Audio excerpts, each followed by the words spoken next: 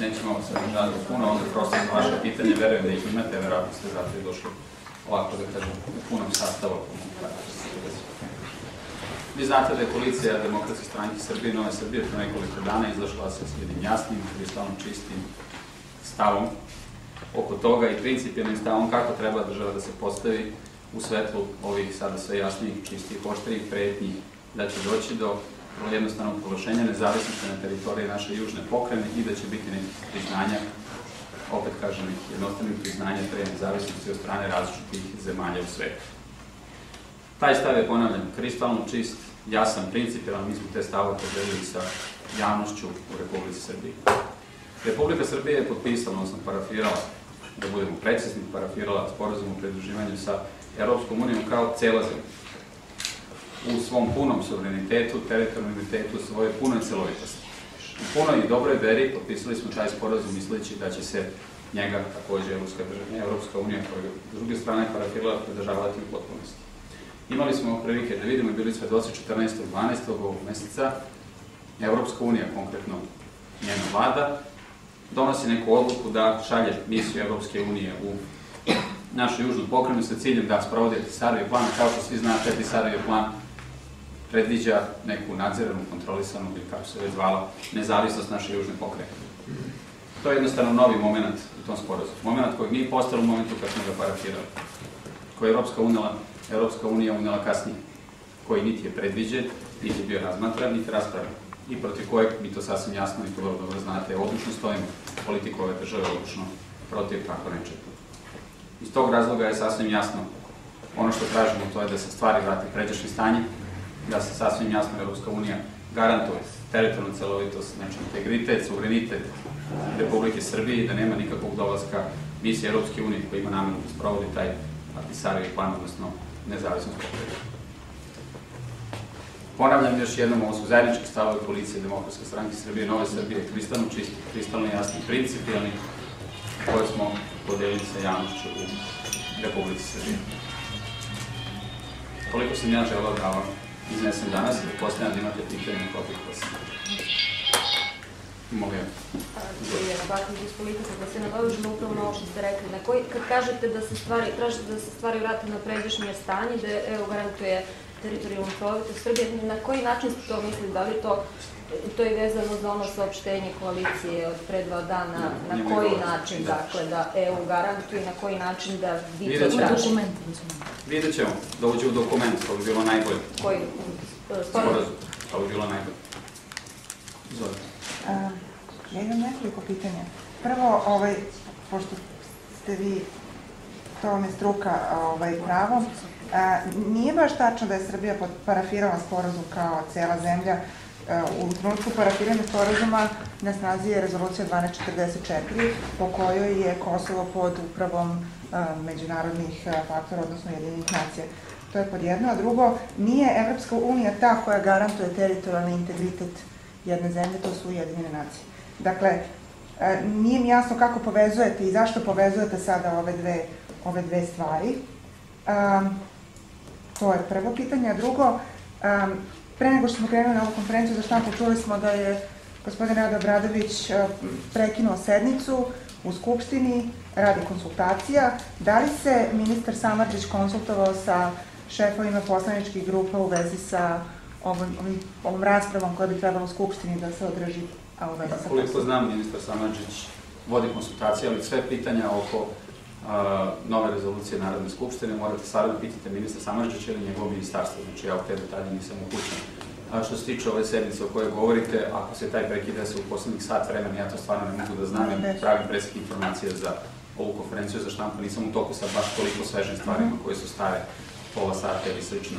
Podsjetit ću vas kada govorite o rezoluciji 1244, kad se prebaci na prvo pitanje, da je njome jasno garantovan teritorijalni suverenitet, znači integritet, celovitost Republike Srbije i nikakvim drugim aktom posle, on nije, niti može da bude skraćeno osim ovog savjeta bezbednosti. Pošto nije, ne može ni Evropska unija da ga naruši na svoj način. Vi kažete da mi dovodimo ovo pitanje u vezu na taj način. Nismo to mi radili, to radi Evropska unija. Budemo realni i otvoreni.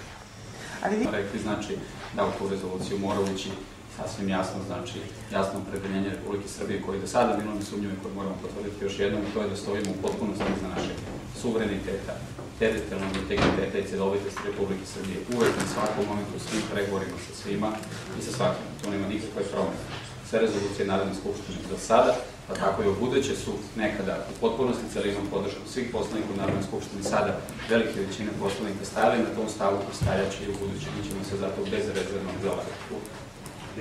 Ja mislim da vi grešite, pogledajte pažljivo, znači ekspoze predsjednika vlade, 5 prioriteta vlade, sve koji su glasali za njih. Ja mislim da vi niste baš najbolje zaboravili ste možda te detalje. Ne, nisam. To su 2 prioriteta prvo, na prvom i na drugom mjestu. Da. Jel' tako? Borba za očuvanje teritorijalne celovitosti zemlje, evropske integracije. Htjela sam samo da osvijem, možda sam loše formulisala pitanje, samo pitam da li je moguće ovih dana, da tako kažemo, usaglasiti stavovi po tom pitanju koalicijalnih partnera? Da vam kažem, ti stavovi su usaglašeni u momentu kada je pravi koalicijni sporazum, kada je sastavljena vlada. Oko toga nema nikakvih promjena. Ako oko toga bude nekih promjena, da naravno da postoji kriza u koaliciji, ali promjena oko toga nema. Ja tako i razumem izjavu gospodina Novića. Vi zaista kad ste potpisivali koalicioni sporazum kao stranka niste očekivali da bi jedna zemlja Evropske unije mogla da prizna jednostrano proglašenje nezavisnosti? Nije bilo takvih naznaka, nije bilo takvih najava. Ponavljam, evo 14.12. imali smo svi prilike da budemo svedoci da Evropska unija donela odluku da pošalje misiju svoju, Evropske unije, na teritoriju naše južne pokrajine s ciljem da sprovodi stari plan koji, ponavljam, predviđa nadziranu nezavisnost za našu južnu pokrajinu. To je taj novi moment koji, ponavljam, Evropska unija unela u politiku novih problema, ne mi. Hoće li budžet biti usvojen do kraja godine? Zašto ne bi bio usvojen? Recimo zato što 7 poslanika Demokratske stranke Srbije nije došlo na glasanje. Da vam kažem, ja sam bio šef poslaničkog kluba davno pre 3 godine, dnevno mi je falio kvorum po 2-3 puta. Posao glavni šef poslaničkog kluba i drugi šef poslaničkih klubova je da održavaju disciplinu u klubu. Da li je dogovoreno? Po 2-3 puta se dešavalo, znači da nema kvoruma, znači ja ne vidim tu nikakav problem suštinske funkcionisanju. Budžet je vlada usvojila, bit će usvojen čim ga bude stavio, znači, gospodin Dobrić na glasanje. Hoćete vi? Ja se sad izvinjam, ja bih opet da se vratim na ovaj sporazum. Sporazum o stabilizaciji i pridruživanju je tehnički dokument i više se bavi ekonomskim pitanjima nego političkim, a svakako se ne bavi pitanjem granica i suvereniteta. Ali vi to znate. Ja pokušavam samo ono što pokušavamo, čini mi se svi ovde, da dobijem jasan stav DSS-a. Vi kada ste išli u predizbornu kampanju prošle godine, nikada nam niste rekli da vi dovodite u pitanje Evropska unija ako Kosovo ostane u granicama Srbije ili ako ne bude nezavisno. Da li vi na neki način sada varate i one birače Demokratske stranke Srbije koji su po svim istraživanjima javnog mnjenja takođe u prilično velikom broju opredeljeni za Evropsku uniju i za evropske integracije? Reći ću vam, mi ne varamo nikog, nikada, ni na kom mestu. Mi smo to radili u prošlosti, ne radimo sada, nećemo ni u budućnosti. Demokratska stranka Srbije ima jasno, čiste, principijalne stave od početka do kraja. Republika Srbija nam je uvek bila ispred naše stranke, ispred svega i na prvom mjestu. U ovom momentu sada, u poslednje vreme se to već dugo dešava, sada smo došli do ključnih trenutaka, vi sami znate koliko je velika opasnost za narušavanje teritorijalnog integriteta, celovitosti i suvereniteta Republike Srbije, na kojem smo mi pristali jasno, čisto principijalno insistirali od starta, pa tako i sad. Nikad ni na kom mjestu nismo rekli da ćemo ući u Evropsku uniju, menjajući za to bilo koje komad teritorije, to ste mogli da čujete od bilo kog predstavnika ove koalicije koja sada je, znači i od predstavnika Demokratske stranke u koaliciji, ministra spoljnih poslova, predsjednika Republike i tako dalje. Mislim da nema potrebe da to naglašavam više puta. Pa mi ste rekli da nećete. Da li bi bilo drugo pitanje u krugu? Izvolite. Kakvi su izgleda Demokratska stranka Srbije podrži Borisa Tadića kao predsjednička kandidata? O tom potom, vi znate da se mi momentalno ne bavimo predsjedničkim izborima, bavimo se onim što je ključno, poslovima to je očuvanje naše države. Momentalno se izborima ne bavimo. Uopšte niste razgovarali o tome, o podršci Borisa Tadića? Uopšte nismo o tome razgovarali. Da li ste razgovarali o lokalnim izborima i da li imate neke primedbe da oni budu raspisani do kraja meseca? Stvari u sledeći, moramo prvo da dobijemo zakonodavni okvir da bi se mogli raspisati izbori.